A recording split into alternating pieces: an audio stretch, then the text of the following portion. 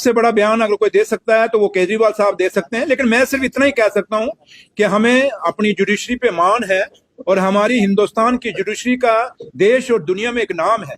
और आज जो जुडिशरी ने फैसला दिया है, ऑनरेबल जजेस ने फैसला दिया है, वो बाबा साहब भीमराव अंबेडकर साहब का जो आइन है उसका सम्मान हुआ है। तो इसलिए आज जो फैसला हुआ है, जो एक भरोसा आपको, हमको, और क्योंकि आप जिनसे मैं बात कर रहा हूं, आप भी एक स्तंभ हैं इस डेमोक्रेसी के। जुडिशरी अपनी जगह एक स्तंभ है, तो जब स्तंभ जो सही फैसला करते हैं तभी जो डेमोक्रेसी मजबूत रहती है। तो इसलिए हिंदुस्तान की पत्रकार और हिंदुस्तान के जो भी देश को मजबूत करने के लिए स्तंभ हैं, जो 4 स्तंभ हम गिनते हैं, इनका मजबूत होना और इनको अपना सही फैसला देने से हमारी डेमोक्रेसी मजबूत होगी, हमारे लोगों का विश्वास बढ़ेगा। और यही विश्वास, जैसे आज हिंदुस्तान की जुडिशरी पे, हमारे जजेस पे लोगों का एक विश्वास द्वारा एक फख्र से सिर ऊंचा हुआ है, ऐसे हम चाहेंगे कि देश की जो पत्रकार हैं, जो मीडिया हाउसेज हैं देश में, वो भी बड़े फैसले लेंगे और इस डेमोक्रेसी को मजबूत करने के लिए वो भी अपने, जैसे पहले माजी में वो करते आए हैं, वैसे फैसले करें जिससे लोगों को फायदा होगा और लोगों की सही आवाज जो है देश और दुनिया तक पहुंच सके, ये उम्मीद हम करते हैं। चौधरी साहब, 2 दिन पहले आपके भी ब्रदर को टारगेट किया गया है। इस तरह की जो रेड्स हुई है कुछ साल पहले जो अरविंद केजरीवाल के साथ हुआ था, आप ही न्यायपालिका पर पूरा विश्वास रखते हैं? देखिए, जहां तक मेरे ब्रदर का क्या हुआ, कैसे हुआ, क्यों हुआ, ये चीजें मेरे ख्याल आप खुद कहें तो ज्यादा है, क्योंकि आप लोग कोई बाहर से नहीं है। आप मेरी फैमिली को भी जानते हैं, मुझे भी जानते हैं, मेरे भाई को भी जानते हैं। तो इसलिए आप एजेंसीज का जब नाम आप ले रहे हैं, अगर वो अपनी कार्रवाई कर रहे हैं तो ठीक है, करने दीजिए। हम उनको फ्री हैंड दे रहे हैं, करें वो। लेकिन है कि उम्मीद यही करेंगे कि हमें मेरे भाई के साथ इंसाफ होगा और पिक एंड चूज नहीं होगा, ये उम्मीद मैं रखूंगा और इंसाफ की हमेशा मांग करूंगा। और इसलिए आज मैं ज्यादा कुछ नहीं कहूंगा, बाकी एजेंसीज अपना काम करें। अगर हमने गलत किया है तो हम भुगतेंगे, नहीं गलत किया तो हमें अपने जुडिशरी पे पूरा भरोसा है और पूरा एक गौरव है। जैसे आज दिल्ली का जो फैसला आया, आप देख लीजिए, आपके सामने है। हाँ ठीक है, एक टेम्परेरी पीरियड होता है, हरासमेंट होती है थोड़ी सी फैमिली को, बच्चों को, और खासकर जो लेडीज घर में होती हैं उनको ज्यादा परेशानी होती है। और जो आप खासकर जो लेडीज पत्रकार हैं, आप समझ सकती हैं कि एक लेडीज के दिल पे क्या बात बीतती है। इसलिए थोड़ा सा दुख और अफसोस जरूर है कि जो गुनाह किया ना हो, उस गुनाह के वो इल्जाम लगे तो थोड़ा दुख जरूर होता है। लेकिन चलिए, मेरी माँ वैष्णो देवी, मेरी माँ बावे वाली, और मैं जिस धरती से आता हूँ, संत बाबा सुंदर सिंह अली बेग वाले जो ननियाल धरती है, वहां उनका स्थान है और मैं उस धरती से आता हूं। तो मुझे संतों, महापुरुषों और देवी देवताओं और मेरी माँ वैष्णो देवी पे पूरा भरोसा है। हमारे साथ इंसाफ होगा और कभी मेरी माँ हमसे गलत नहीं होने देगी। और अगर हमने गलत किया होगा तो सजा खाएंगे, जो नहीं किया होगा तो मेरी माँ खुद इंसाफ करेगी, ये उम्मीद मैं अपनी जुडिशरी से भी रखता हूँ। सर, केजरीवाल ने आज एक बड़ा बयान दिया और ये कहा है कि अगर बीजेपी को टारगेट किया है कि अगर चुनाव जीतने हैं तो विपक्ष को टारगेट बनाकर उनके नेताओं को अंदर जेल में बंद करके चुनाव नहीं जीते जाने चाहिए, बल्कि डेवलपमेंट, बेरोजगारी, जिसकी आप भी बात करते हैं कि बेरोजगारी, डेवलपमेंट, इन मुद्दों को निपटाकर और लोगों के दिल जीतकर जो है इलेक्शन जीतने चाहिए और सरकारें बनानी। देखिए, केजरीवाल साहब क्या कहते हैं क्या नहीं कहते, मैं उनका स्पोक्समैन नहीं हूँ, लेकिन इतना जरूर कहूंगा कि ये बाबा साहब भीमराव अंबेडकर की बनाई हुई आइन है, उस आइन के नीचे हम चलते हैं। और जिस देश में हम बैठे हैं, मैं फख्र से कहता हूं कि हम भगत सिंह, राजगुरु, सुखदेव जैसे बहुत बड़े क्रांतिकारियों के वारिस हैं हम सब लोग। और इस देश की आजादी को पाने के लिए, इस देश की डेमोक्रेसी को पाने के लिए लाखों कुर्बानियां दी गई हैं। और इस आजादी को पाने के लिए मेरी माओ ने कितने अपने बच्चे खोए, मेरी बहनों ने अपने सुहाग खोए, मेरी बहनों ने अपने भाई खोए इस डेमोक्रेसी को पाने के लिए। जिस चेयर पे मैं बैठा हूं, जिस हाल में मैं बैठा हूं, जहां आप सब बैठे हैं, ये वक्त 47 से पहले नहीं था। अंग्रेज कभी हमें ऐसे नहीं बैठने देते थे और हमने वो आजादी की लड़ाई हमारे बुजुर्गों ने लड़ी, उनके वारिस हम लोग हैं।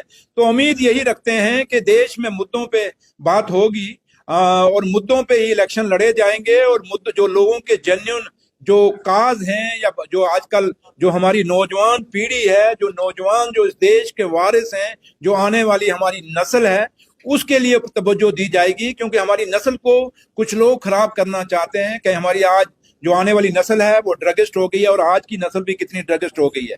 और बेरोजगारी बहुत बड़ा मुद्दा जो है आज देश में और खासकर जम्मू कश्मीर में खड़ा है हमारे सामने, इसलिए आज नौजवानों को उनके ग्रीवेंसेस को एड्रेस करने का हमें हमें कोशिश करनी पड़ेगी, चाहे वो जम्मू कश्मीर की सरकार है, चाहे वो दिल्ली की सरकार है। इसलिए हमारी हमारी सोच, हमारे विचार लोगों के मुद्दों के ऊपर होने चाहिए, ना कि हम एक दूसरे के ऊपर इल्जाम लगा के उनको बदनाम करने की कोशिश करें। मुझे लगता है कि किसी भी पॉलिटिकल पार्टी के हों, और ये बात मुझ पे भी कहीं ना कहीं लगती है, इसलिए हम सबको मिलके, आज के जो पॉलिटिशियन हैं, हमें मिलके बात रखनी चाहिए। और बात रखनी ये चाहिए कि जिस मुद्दों के लिए लोगों ने हमें चुन के भेजा है, उन मुद्दों के लिए काम करें, ना कि हम अपने अपने एक दूसरे के स्कोर सेटल करने की कोशिश करें। तो लिहाजा आपकी बात सही है कि आज देश में मुद्दों पे बात करने की जरूरत है, और पॉलिटिकल पार्टियों को मुद्दों पे बात रख के इलेक्शन लड़ने की जरूरत है, ना कि हम एक दूसरे पे इल्जाम लगा के कहीं ना कहीं एक दूसरे को बदनाम करके काम करें। ऐसा नहीं होना चाहिए। जम्मू के मुद्दे की बात करूं तो तभी को कहीं ना कहीं इलीगल माइनिंग वहाँ पे बहुत ज्यादा चल रही है, किस तरीके से रोका जा रहा है? देखिए, आज सिद्धू साहब आज जो मैंने आपके सामने जो ये माइनिंग डिपार्टमेंट की पूरी एक बहुत बड़ी मीटिंग की, क्योंकि पहले तो 1.5 साल में समझ नहीं सका कि माइनिंग है क्या है। रोज मेरे पे इल्जाम लगाते थे, आप लोग भी मेरे से गिले शिकवे करते थे कि इलीगल माइनिंग हो रही है, लेकिन सच्चाई ये थी कि मुझे पता नहीं था। आज 1.5 साल बाद मुझे पता चला कि माइनिंग डिपार्टमेंट खाली माइनिंग डिपार्टमेंट नहीं है, बल्कि इसमें जो हमारे डिस्ट्रिक्ट के डीसीज हैं, वो जो डिस्ट्रिक्ट की टास्क फोर्स है माइनिंग की, उसके वो चेयरमैन हैं, एसएसपी जो डिस्ट्रिक्ट के हैं वो वहां मेंबर हैं, डीएमओ उसका मेंबर है, और जो माइनिंग डिपार्टमेंट जो प्रोग्राम बनाता है, जो पॉलिसीज बनाता है, उसको इम्प्लीमेंट करने के लिए वो आगे हमारे वहां खड़े हैं। तो लिहाजा आज जब मैंने मीटिंग ली, आपने देखा होगा जम्मू के जो डिस्ट्रिक्ट के डीसी साहब का, क्योंकि डीसी साहब छुट्टी पे थे, उनका रैप यहाँ पर एडिशनल डीसी साहब आए थे, एसएसपी साहब के रैप आए थे, और पूरे डिस्ट्रिक्टों के डीसी, काफी सारे डीसी जुड़े थे, जहाँ उनके रैप जुड़े थे, एसएसपी जुड़े थे, पूरे जम्मू कश्मीर यूटी के, और जहाँ एसएसपी उनके रैप जुड़े थे। आज एक बात क्लियर कर दी है हमने कहा कि इलीगल माइनिंग नहीं होगी। जैसे मैं कल गया था खुंदवाल में, मैंने देखा कि वहां एक कंपनी है, कोई शिवालय, उसने पूरा तभी को ही डाइवर्ट कर दिया, और आज खुंदवाल और जो आपका शेर कश्मीर एग्रीकल्चर यूनिवर्सिटी चट्ठा, जो वहां आपका वो पूरा पानी आया था, बरसात में फ्लड आया था, उसका कारण जो था बांध वहीं से टूटा था, खुंदवाल से।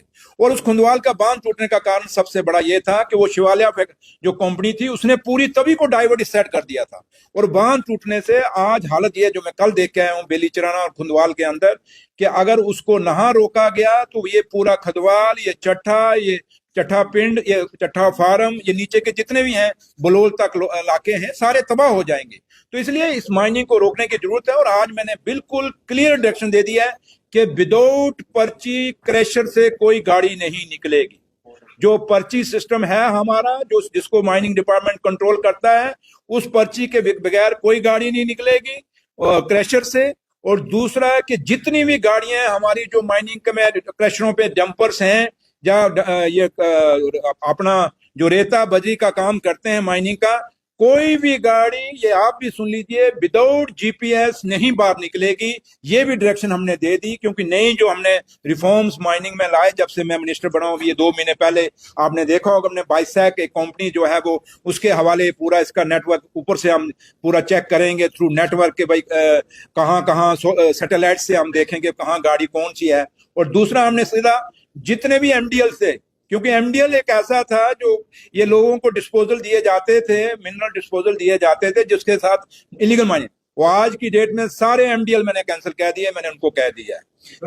जितना भी एसटीपी जो शॉर्ट टर्म परमिट थे, उन पे बड़ी बड़ी कंपनियों को दिए गए। मैंने कहा उसको भी, मैंने सेक्रेटरी साहब क्योंकि नया उन्होंने ज्वाइन किया, मैंने उनको डायरेक्शन दे दिया है, जितनी भी एसटीपीस हैं उनको रिविजिट करिए, अगर कैंसिल करने की जरूरत है तो कैंसिल करिए।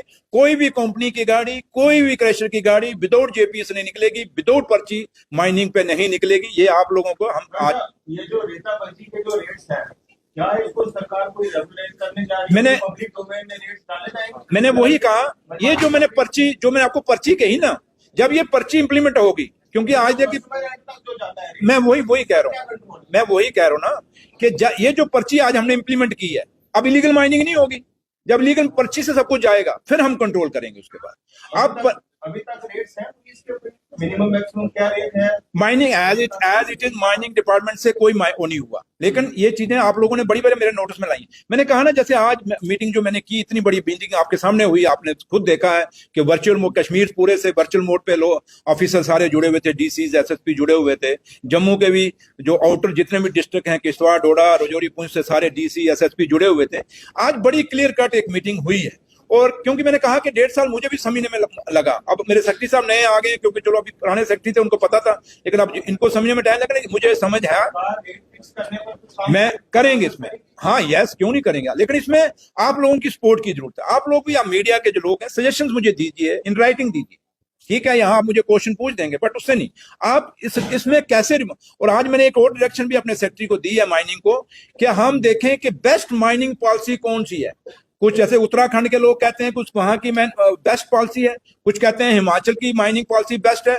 अगर वहां की बेस्ट हुई और मुझे यहाँ की माइनिंग पॉलिसी अगर बदलनी पड़ी, तो हम उसके बदलने के लिए भी मैंने आज अपने सेक्रेटरी साहब को डायरेक्शन दे दी है। इसलिए मैं, आप पत्रकार जो हैं, मैं आपसे भी रिक्वेस्ट करूंगा कि इस पॉलिसी में चेंज, आप थोड़ा सा, माइनिंग पॉलिसी आपके ये उस पे है, नेट पे है, आप इसको पढ़ लीजिए। अगर आप कोई समझते हैं या आपको कोई आइडिया है, जो सीनियर जर्नलिस्ट हैं या नए जर्नलिस्ट हैं, अगर आप समझते हैं कि कुछ चीजें ऐड करने की जरूरत है या कोई डिलीट करने की जरूरत है, आप भी दे सकते हैं, ये भी आपके लिए। और नई पॉलिसी जब आएगी, मैं पब्लिक डोमेन में भी छोड़ूंगा। बट इतना मैं आपको अश्योर करता हूं कि नई पॉलिसी भी हम लाएंगे, इसको चेंज करने के लिए, जहां जहां खामियां हैं, इस इलीगल माइनिंग को रोकने के लिए, वो भी दूर करेंगे। और जो आपने बात कही कि भाई ये रेट जो है, आम लोगों को, जो कस्टमर है, उसको सस्ते रेट पे, जैसे 2019 से पहले मिलता था, ये बाद में महंगा हुआ जब ये नई पॉलिसी आई, तो उसको भी हम कंसिडर करेंगे। लेकिन मैं इतना जरूर कहूंगा, इतना जल्दी नहीं हो पाएगा, बट आपके सजेशन की जरूरत है, और थोड़ा सा हमें टाइम दीजिए। काफी चीजें हम आप सुधार रहे हैं, जैसे आज पर्ची का मैंने कह दिया आपको कि विदाउट पर्ची आप भी कभी अगर निकलते हैं तो गाड़ियों को पूछ लीजिए, पर्ची है। और मैंने ये भी कहा कि एक पर्ची पे 4 फेरे, 5 फेरे नहीं लगेंगे, एक पर्ची पे एक ही फेरा लगेगा। ये सारी चीजें आज बड़ी, एक घंटा मीटिंग चली है, मैंने सारी डायरेक्शन दे दी है। लेकिन मैं फिर भी आखिर में आप सबसे यही कहूंगा कि आप लोग भी हमें सपोर्ट करिए। ये इलीगल माइनिंग मेरे कान भी पक गए हैं, लेकिन आप भी थोड़ा सा हम कुछ कई लोग बयान देते हैं, उन बयानों के बजाय थोड़ा सा प्रैक्टिकली आप भी, जैसे तवी है, मैंने उनको कहा तवी को बिल्कुल सील कर दीजिए, कोई इलीगल माइनिंग नहीं होगी। और डिगिंग 1 मीटर है तो 1 मीटर से नीचे कोई नहीं जाएगा। ये सारी चीजें मैंने आज कही। सर, पिछले कुछ दिन पहले ना, आपने बड़ी बड़ी बात है, ये एक चीज बिक रही है, उसका कोई कंट्रोल ही नहीं है, सरकार का कोई कंट्रोल और कमांड ही नहीं है उसके ऊपर। नहीं, देखिए सुरेंद्र जी, एक चीज मैंने कहा ना आपको, सरकार बने अभी 1.25 साल हुआ है, हमें इस माइनिंग को देखिए, एक बड़ा एक बिखरा हुआ सिस्टम था मेरे हाथ जब ये चढ़ा है। और जब हम ये बिगड़ा हुआ सिस्टम जब हमारे हाथ में चढ़ा है, तो उसको सुधारने में टाइम तो लगेगा। लेकिन मैंने कहा ना कि हम, जहां तो हमने बिगाड़ा है, जहां हमने पॉलिसी बनाई है, ना पॉलिसी हमारी उमर अब्दुल्ला सरकार ने बनाई, ना हमने ये माइनिंग का माहौल बिगाड़ा, ये हमें माजी से मिला है। और एक चीज बिगड़े हुए निजाम, घर में अगर कोई चीज बिगड़ जाए जनाब, उसको भी तो टाइम लगता है सुधारने में। इसलिए मुझे हमें टाइम दीजिए। लेकिन मैं इतना जरूर कहता हूं कि एज ए माइनिंग मिनिस्टर मैं आप सबको अश्योर करता हूं कि इलीगल माइनिंग रोक दूंगा, और जो आप कह रहे हैं कि वो लोगों को सस्ता बजरी रेता मिलना चाहिए, उसके लिए पूरा काम करूंगा। और मेरा वादा रहा आपसे, क्या एक दिन ऐसे ही हम बैठेंगे और आप कहोगे कि सुरेंद्र चौधरी ने करके दिखाया। इसलिए मेरा लीडर और जम्मू कश्मीर के मुख्यमंत्री जनाब उमर अब्दुल्ला साहब की साफ डायरेक्शन है कि इलीगल माइनिंग नहीं होनी चाहिए, लोगों को सस्ता मटेरियल मिलना चाहिए। और सबसे बड़ी बात, आपको पता है कश्मीर में और या जम्मू में भी कुछ लोग जो थे दिहाड़ी इस चीज पर लगाते थे, एक ट्राली रेता निकालते थे, जब बजरी उनके ऊपर उनका घर चलता था। जहाँ कश्मीर के अंदर स्टोन क्वारी थी, सैंड क्वारी थी, ये सारी चीजें नई पॉलिसी में बंद हुई। हमारी कोशिश है कि ये जो गरीब लोग हैं जो स्टोन कैरी करते थे, जो स्टोन जो जिसमें लंगड़ी डंडा भी कश्मीर में से कई लोग मंगवाते थे, वो बनता था, या कब्रिस्तान पे जो पत्थर लगता वो बनाते थे, ये चीजें भी सैंड काफी चीजें रोकी गई। इन चीजों को द्वारा उन गरीबों को खोलने के लिए मैंने पूरी कमेटी बनाई हुई है। लेकिन मुझे टाइम लगेगा, लेकिन इतना मैं अश्योर करता हूं कि जहां जहां मेरे से खामियां होंगी, आप मेरे पास आए, मुझे खुद भी दें, इन राइटिंग भी दें। लेकिन आपकी जितने भी आप मीडिया के साथी हैं, मेरे भाई हैं, आप सबसे यही रिक्वेस्ट है कि आप सब मुझे इसमें कोऑपरेट करेंगे, उमर अब्दुल्ला सरकार को कोऑपरेट करेंगे, और इस इलीगल माइनिंग के दाग को मिटाने में आप लोग हमारा सहयोग करेंगे।